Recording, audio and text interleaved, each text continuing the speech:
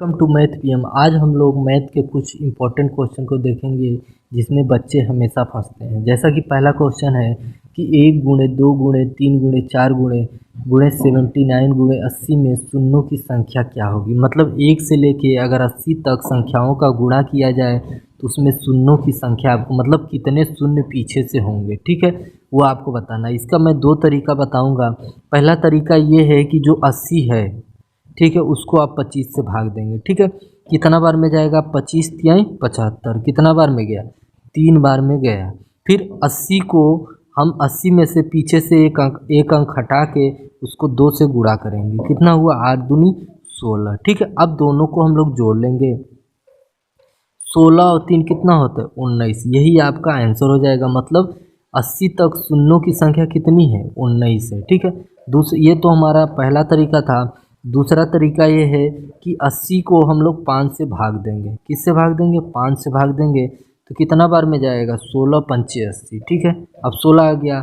अब अगर 5 से छोटा है तो सही है, अगर 5 से ये बड़ा आएगा तो फिर हम 16 को 5 से विभाजित करेंगे, ठीक है। तो 5 का पहाड़ा 16 में कितना बार में जाएगा? 3 बार में जाएगा। अब जो है 5 से छोटा आ गया 3, अब नहीं भाग देंगे, ठीक है।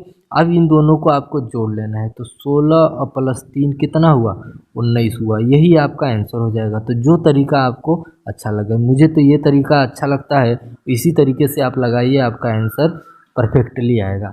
अगर तरीका सही लगा हो तो वीडियो को लाइक ज़रूर कर दीजिएगा, क्योंकि एक लाइक हम लोग को बहुत सपोर्ट करता है वीडियो बनाने के लिए, ठीक है। आइए अब हम लोग नेक्स्ट क्वेश्चन पे आते हैं। अब दूसरा क्वेश्चन है कि 1 गुणे 2 गुणे 3 गुणे 4 गुणे कहाँ तक 100 तक के गुणनफल शून्यों की संख्या ज्ञात करें, ठीक है। मतलब 1 से लेके 100 तक संख्याओं को गुणा करेंगे तो उसमें कितने शून्य आएंगे वही हम बताएंगे, ठीक है। तो हम लोग दोनों विधि से लगाएंगे। अगर आप वीडियो पॉज करके लगाते हैं तो आपको अच्छी तरीके से समझ में आएगा। अगर नहीं समझ में आएगा तो आप वीडियो देख सकते हैं, ठीक है। तो सबसे पहले मैंने बताया था 100 को आप 25 से भाग देंगे, कितना आएगा? 4 मेरे में जाएगा, ठीक है।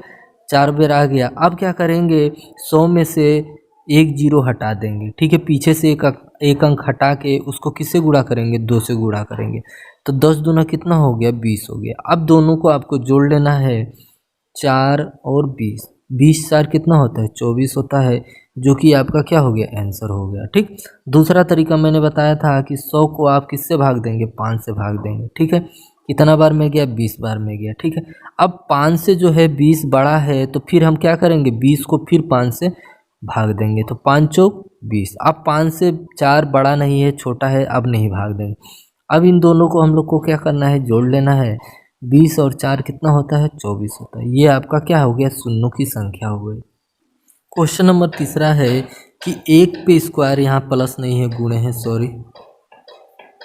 1 पे स्क्वायर गुणे 2 पे स्क्वायर गुणे 3 पे स्क्वायर गुणे 4 पे स्क्वायर गुणे 5 पे स्क्वायर कहाँ तक? 100 पे स्क्वायर तक शून्यों की संख्या बताना है, ठीक है।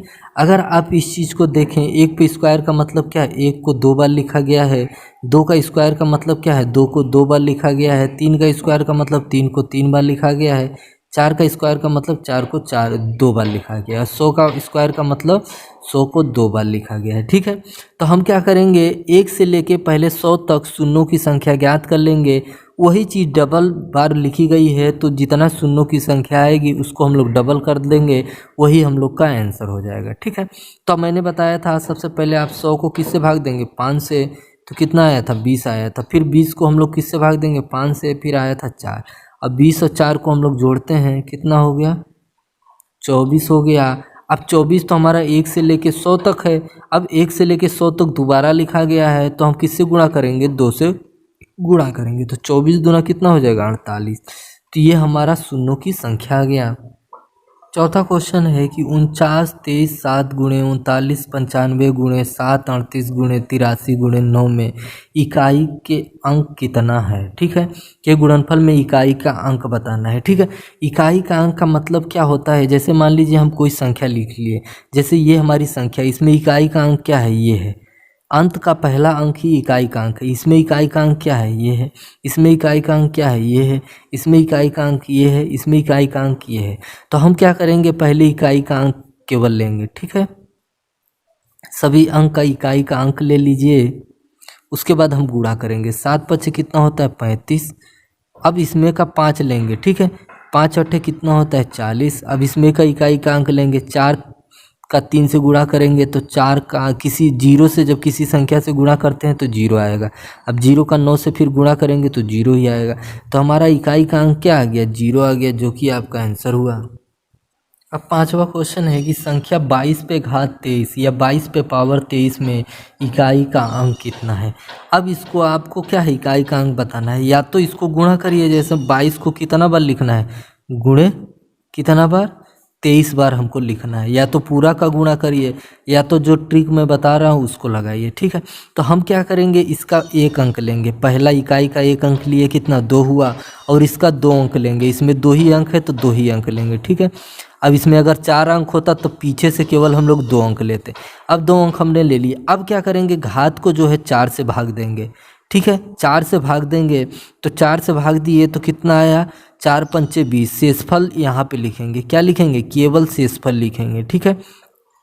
अब शेषफल लिखेंगे तो 4 से अगर 23 को भाग देंगे तो शेषफल क्या आया, 3 आया। तो हम क्या करेंगे, 2 को 3 बार गुणा करेंगे, 2 को 3 बार गुणा करेंगे, 2 दूना 4, 4 दूना 8। तो इकाई का अंक क्या आया, 8 आया। अब थोड़ा फिर से समझिएगा, ठीक है। 22 पे घात 23 है, कितना भी बड़ी संख्या हो केवल हम लास्ट का 1 अंक लेंगे, और कितनी भी बड़ी घात हो पीछे से केवल हम लोग 2 अंक लेंगे, ठीक है। अब 2 अंकों को हम लोग 4 से भाग देंगे, जो शेषफल बचेगा उस पर हम लोग घात लगाएंगे। अगर 4 से मान लीजिए यहाँ पे अगर 20 होगा और 4 से भाग देंगे तो कितना शेषफल आएगा, कुछ नहीं शेषफल आएगा। तो जब शेषफल 0 आएगा तब हम लोग, जब शेषफल 0 आएगा तो घात हम लोग 4 लगाएंगे।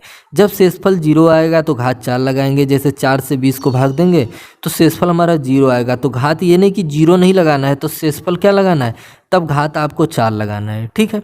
इतना बात क्लियर हुआ। तो 2 पे हम लोग 4 लगाएंगे और 2 को कितना बार गुणा करेंगे, 4 बार गुणा करेंगे, तब जो आएगा वो हमारा इकाई का अंक होगा। लेकिन इसमें शेषफल 3 आया है तो 3 लगा दिए, 2 को हमने 3 बार गुणा कर दिए, वही हमारा क्या हो गया, आंसर हो गया। अब 7वां क्वेश्चन है कि 3694 घाते 1793 गुणे 615 घाते 317 गुणे 841 और घाते 451 में इकाई का अंक 91 में इकाई का अंक कितना होगा, ठीक है। अब जैसा कि आप कंपटीशन की तैयारी कर रहे हैं तो कंपटीशन में क्या होता है कि आपको समय बचाना रहता है। तो जितना भी ट्रिक है उसको लगा के आपको समय बचा के अपना क्वेश्चन सॉल्व करना रहता है, ठीक है। तो इकाई के अंक में जैसा कि मैंने बताया था कि आप पहला अंक लेंगे इधर का और लास्ट का ऊपर का घात का 2 अंक लेंगे, मतलब संख्या का 1 अंक लेंगे और घात का 2 अंक लेंगे, उसको लगा देंगे, ठीक है। फिर संख्या का 1 अंक लेंगे, घात का 2 अंक लेंगे, ठीक। अब संख्या का 1 अंक लेंगे, घात का 2 अंक लेंगे, ये हमने बताया था। अब इस ट्रिक से भी लगाएंगे तभी आपका सवाल आंसर आ ही जाएगा। लेकिन हम थोड़ा सा इसमें एक और कंसेप्ट है उसको भी सीख लेते हैं। जब किसी भी संख्या का इकाई का अंक या तो 0 हो, या तो 1 हो, या तो 5 हो, या तो 6 हो, अब पावर कोई भी लगी हो, पावर कोई भी लगी हो, तो हमेशा इकाई का अंक वही संख्या आता है, ठीक है। हमेशा इकाई का अंक वही संख्या आता है। जैसे कि अब इसमें देखिए 5 है, संख्या का इकाई अंक 5 है, घात कोई सा भी हो उसका हमेशा इकाई का अंक 5 ही आएगा। इसको हल करने की ज़रूरत नहीं है। अब इसमें देखिए 1 है, इस संख्या में इकाई का अंक 1 है तो इसको हल करने की ज़रूरत नहीं, इसका हमेशा इकाई का अंक 1 आएगा, ठीक है।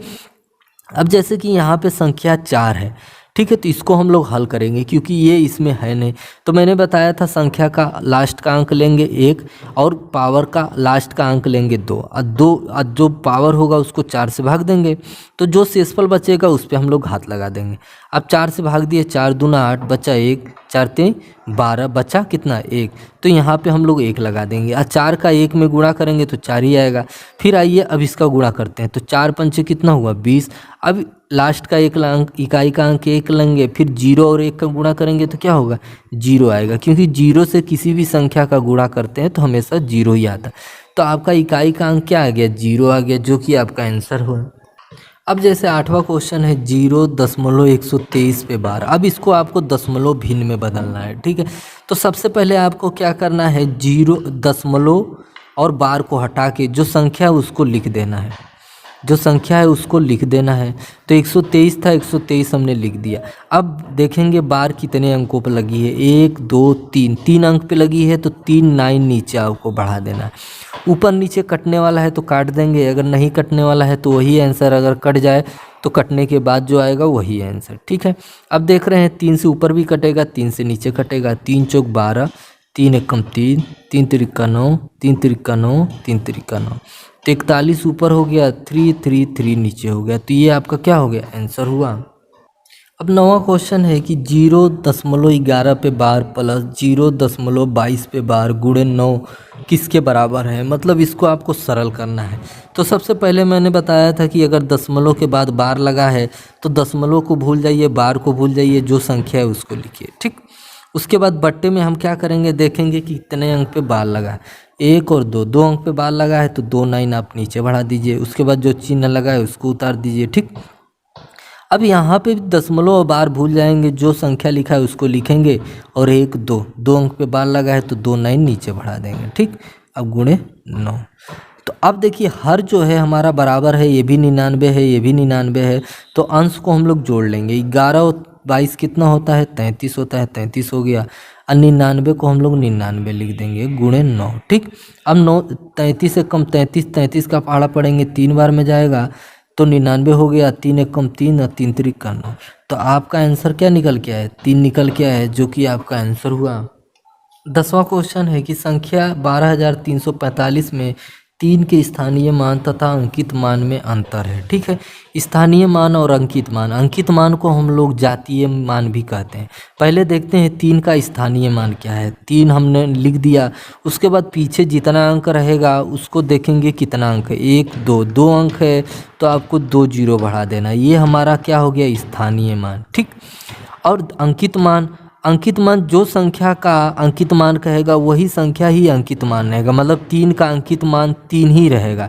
ठीक है, तो ये 3 हो गया। अब कह रहा है कि दोनों का अंतर बताइए, तो दोनों को घटाएंगे तो कितना हो गया, 297 हो गया। ठीक है, जो कि आंसर हुआ।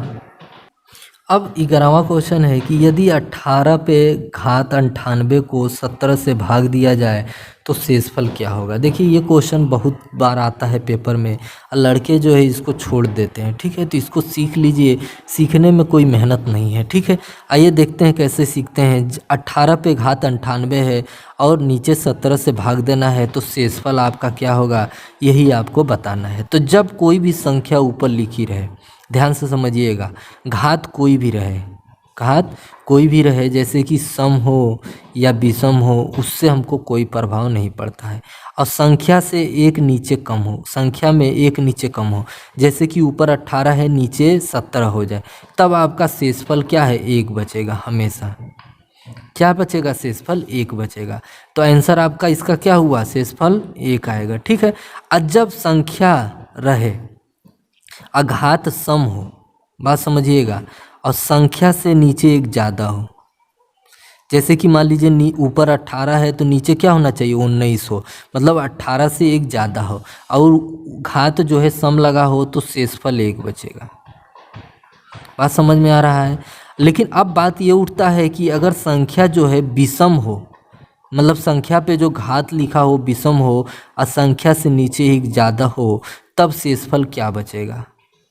ठीक है, तो शेषफल वही बचेगा जिस पे घात लगी हो, जिस संख्या पे घात लगी हो शेषफल हमारा वही बचेगा।